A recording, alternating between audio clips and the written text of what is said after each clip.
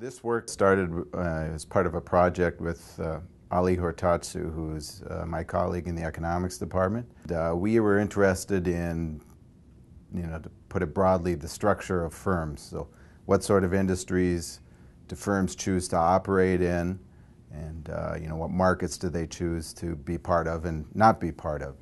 And in particular, this paper was looking at vertical integration decisions, where vertical integration implies the make versus buy decision. So is a company going to buy its inputs from other producers on a market, or is it going to choose to make its own inputs and source itself that way? So a recent example of important reasons for choosing to become vertically integrated would be Boeing and the production of the 787.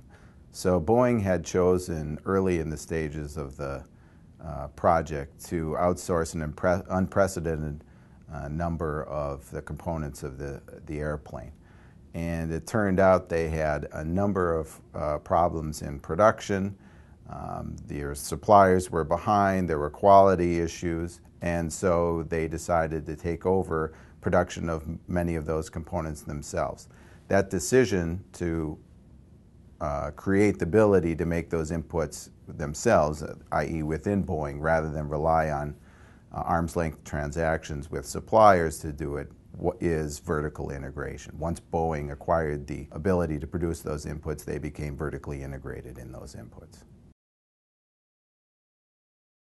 What we were going after here with this project is to try to understand when companies do decide to be vertically integrated, and why are they doing that? Why are they choosing to make their own, why are they choosing to make inputs that they would use themselves and to have a vertical structure? And if they choose to do that, do they look different than other firms that choose not to on other dimensions? It was really about trying to understand how companies that choose to be able to source their own inputs might be systematically different than those that do not. So we wanted to learn more about why companies chose to be vertically integrated.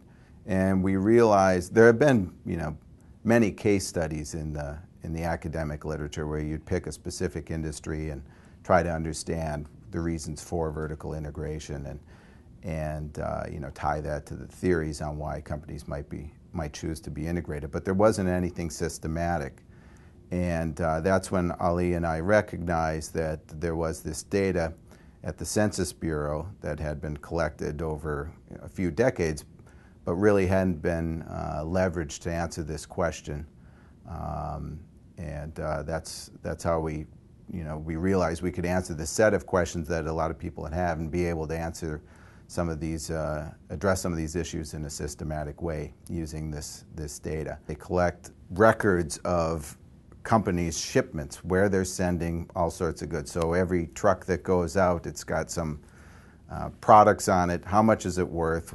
How heavy was it? Which direction is it going? Is it going by is it going by truck, or is it going to go by other modes of transportation? So just to give you a concrete example, a hypothetical, not one specific from the data, but we would see a firm that we knew made washing machines, for example. And we also knew that they had a factory that made electric motors. Now, electric motors are used to make washing machines. But then when we would look and ask, where did that company's electric motors go? The old story was, well, they're making electrical motors, they make washing machines, they're going to send the motors and put them in the washing machines. Turns out that's not the typical case. Over half of the, about a third of the plants that we looked at, the motor type plants, weren't sending any of their inputs within the firm. They were going completely outside the firm. And even those that did send inputs inside the firm tend to send a very small fraction, so that the typical amount of inputs that would stay within the firm was about 5%. So the typical story about vertical integration is the River Rouge story, where coal comes in one end of the factory and cars go out the other, and everything about making those cars goes on inside the firm. Well, it turns out that's not the case. We did find a very small fraction of producers, about 2%, that fit that story very well. Now you might say, well, maybe that's because they just make far more inputs than they could possibly use. Well, for one, that begs the question, well, why don't they have more capability to use those inputs they're making? But it turns out that that's not important either. Even if you just look and say, well, they're making so many millions of dollars of washing machines, how many electrical motors would they need?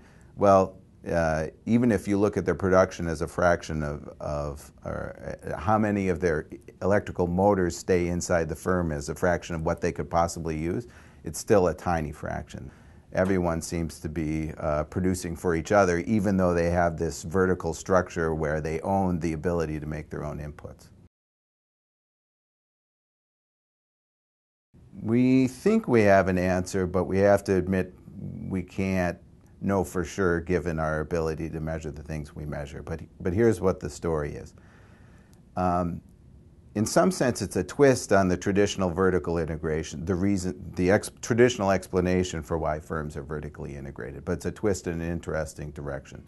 So the usual explanation is, you have problems buying your inputs on the market because things are hard to contract over, or there's pricing issues that you can't work out in an arm's length transaction, so you take that over yourself. Well, we think that's still going on, but we think the focus of those conversations has been in the wrong place. So those conversations have tended to focus on the actual input itself. So going back to the washing machine and electrical motor story, it's tended to focus on, okay, what is it about electrical motors that could get messed up when you try to write contracts about supply of electrical motors? We instead say, no, it's probably not about the physical goods. Instead, it's about other inputs that are transferred along the production chain besides the physical good itself. Things like managerial ability, sales and marketing know-how, research and development, knowledge stocks, intangible inputs that are very important and used along different levels of the production chain within and across firms. Perhaps it's not surprising that those intangible inputs might be the reason for vertical integration rather than the physical good itself.